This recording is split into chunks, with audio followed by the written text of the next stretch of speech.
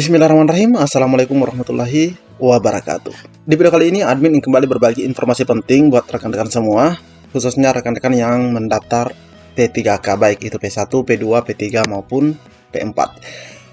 Oke, jangan di skip videonya. Jika ada suara-suara berisik, tolong diabaikan saja. Informasi di video ini lebih menarik untuk kita simak bersama-sama rekan-rekan ya. Oke, kita lanjut saja ke informasi intinya. Oke, yang pertama di sini admin ingin kembali mengingatkan kepada rekan-rekan semua, karena pastinya rekan-rekan itu sering kali membuka web portal P3K Guru atau bahkan sudah hafal betul terkait pengumuman hasil seleksi P3K ini. Namun ada hal yang lebih yang harus rekan-rekan ketahui terkait hal ini, di mana pengumuman hasil seleksi untuk P1, P2, P3 dan pelamar umum itu di tanggal 2 dan sampai dengan tanggal 2 sampai dengan 3 Februari 2023 alias bulan depan. Ketika rekan-rekan dinyatakan lulus, maka rekan-rekan akan lanjut dalam pengisian DRH. DRH itu adalah daftar riwayat hidup. Tujuannya apa? Untuk dokumen pengisiannya penerbitan NIP 3K. Jadi rekan-rekan itu akan mengisi DRH daftar riwayat hidup. Untuk NIP 3K-nya bukanya nanti itu di akun masing-masing, tapi nanti kita akan bahas lebih jauh terkait hal tersebut rekan-rekan ya. Nah, setelah selesai DRH nanti ada pengusulan penetapan NIP 3K-nya.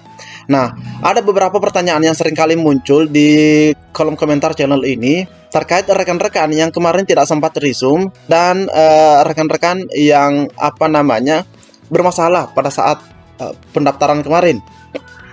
Nah, di sini admin mendapatkan beberapa informasi yang disampaikan oleh Ibu Hasna. Ibu Hasna ini adalah salah satu anggota ya dari forum guru yang Di sini kita mendapatkan informasi dari Ibu Hasna. Ibu Hasna di sini menginformasikan bahwa ada beberapa poin rekan-rekannya, ada 4 poin jika kita lihat. Yang pertama, mohon doanya teman-teman guru hebat di seluruh Indonesia. Di sini poin pertamanya adalah untuk yang P1, jadi khusus P1 yang sudah ada penempatan, P2 dan P3 yang sudah observasi, insya Allah secepatnya direalisasikan SK. Alhamdulillah rekan-rekan ya. P1 yang sudah dapat penempatan, P2 dan P3 yang sudah observasi, insya Allah secepatnya katanya direalisasikan SK-nya. Nah, meskipun itu pengumumannya nanti dalam secara umum ya 2 Februari nanti. Untuk P1, P2, P3 insya Allah masih dapat diprioritaskan untuk tahun 2023. Nah, nanti kita cek datanya dari Kemendikbud rekan-rekan ya. Nanti kita cek. Jadi untuk P1, P2 dan P3 itu masih menjadi prioritas. Masih menjadi prioritas rekan-rekan ya. Untuk P1, nah ini yang belum resume. Nah, ini yang belum resume, sedangkan ada penempatan. Insya Allah sebelum pengumuman tempat ditelepon kembali untuk segera resume. Nah, ini rekan-rekan ya. Nah, kita tadi sudah ketahui bersama bahwa pengumumannya itu di tanggal 2 sampai dengan 3 Februari rekan-rekan ya.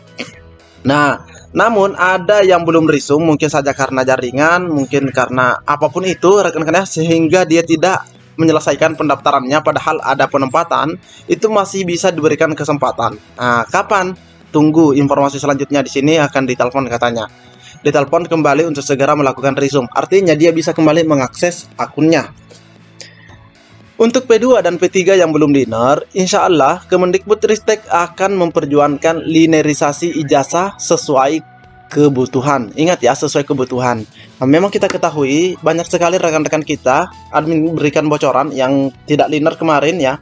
Yang tidak linear itu adalah bahasa Inggris.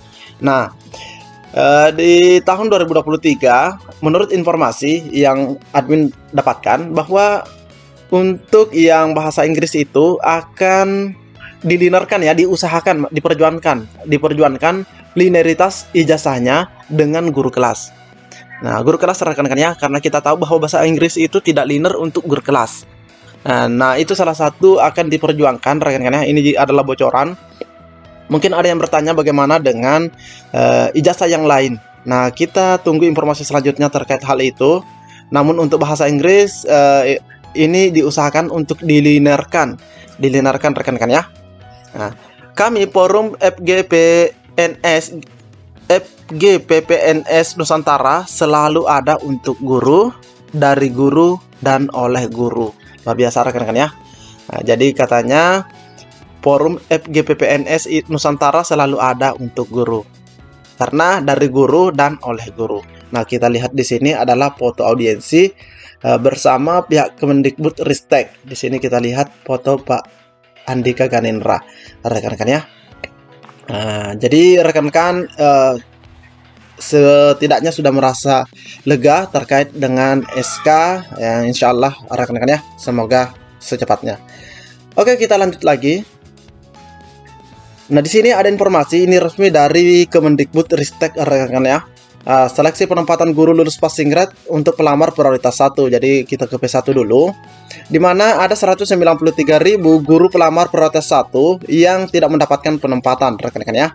Nah, di tahun 2022 ternyata dari 193.000 itu ada 127.621 yang mendapatkan penempatan berdasarkan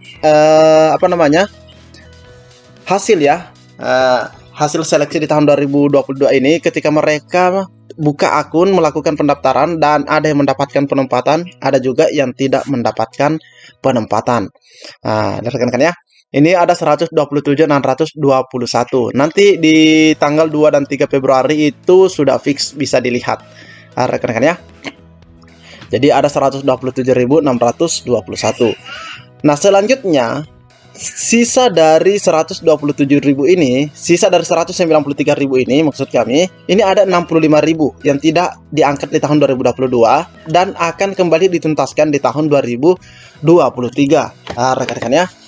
Karena mereka ini tidak mendapatkan penempatan di tahun 2022 ketika mereka melakukan pendaftaran. Akhirnya mereka tertinggal begitu. Nah, dari 65.954 ternyata sudah disiapkan rekan-rekan ya, kebutuhannya ada 46.941 yang sudah dijamin untuk mendapatkan penempatan lagi. Rekan-rekan ya, ada 46.941 yang insya Allah akan kembali mendapatkan penempatan ketika mereka nanti melakukan pendaftaran di tahun 2023. Sama persis ketika yang 127.000 ini ketika mereka login langsung melihat ada penempatan. Jadi begitu juga nanti yang 46.941. Rekan-rekan ya akan lagi mendapatkan penempatan seperti itu. Nah, sisa dari 65.000 ini ada 19.000. 19.000 ini sampai saat ini rekan-rekan ya, itu tidak mendapatkan penempatan. Belum mendapatkan penempatan. Ketika mereka nanti buka akunnya itu tidak mendapatkan penempatan jika memang Pemda tidak mengajukan formasi. Makanya di sini dikatakan bahwa diperlukan koordinasi dengan Pemda untuk dapat diangkat pada seleksi berikutnya. Tapi kita ketahui bersama di mana disampaikan ya, pada Hari Guru Nasional disampaikan oleh Pak Nadiem, nanti pusat yang akan melengkapi jika misalnya usulan Pemda tidak bisa mengcover ini 19.000 ini, itu nanti akan ditetapkan oleh pusat. Jadi pusat nanti akan mengusulkan formasi sesuai kebutuhan yang ini, rekan-rekan ya. Jadi mereka juga akan ikut tercover bersama 46.000 sekian ini. Beda dengan yang di tahun 2022 yang menyisakan 65.000. Itu janjinya rekan-rekan ya. Tapi kita tunggu saja selanjutnya mengenai hal tersebut. Semoga bisa ditepati. Dan ada 379 yang tidak menjadi sasaran penuntasan. Kenapa? Di sini ada penjelasannya. Ada yang meninggal, ada yang mengundurkan diri. Nah, ini mengundurkan diri memang sudah di blacklist rekan-rekan ya.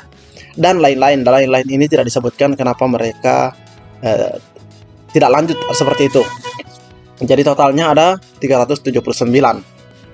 Kebutuhan di tahun 2023 di sini kita bisa lihat rekan-rekan ya. Kebutuhan di tahun 2023 di sini ada formasi untuk 2022 dulu.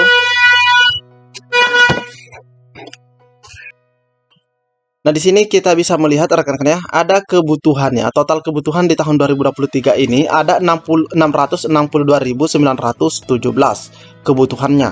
Rekan-rekan ya. Nah, karena di tahun 2024 ada 69.000 ASN yang akan pensiun. Jadi mau pensiun di tahun 2024 sehingga di tahun 2023 mereka sudah harus digantikan seperti itu ya, sudah ada penggantinya. Nah, rekan-rekan ya. Nah, di sini kita lihat ada beberapa rincian untuk sisa kebutuhan. Ini ada sisa kebutuhan 2022 ditambah potensi formasi 2022 yang tidak terserap ada 510.000. Terus yang pensiun 66.000, kebutuhan tendik di 174 instansi, di mana itu 131 kabupaten, 30 kota dan 13 provinsi, ada 82.717. Jadi totalnya ada 662.000, rekan-rekan ya.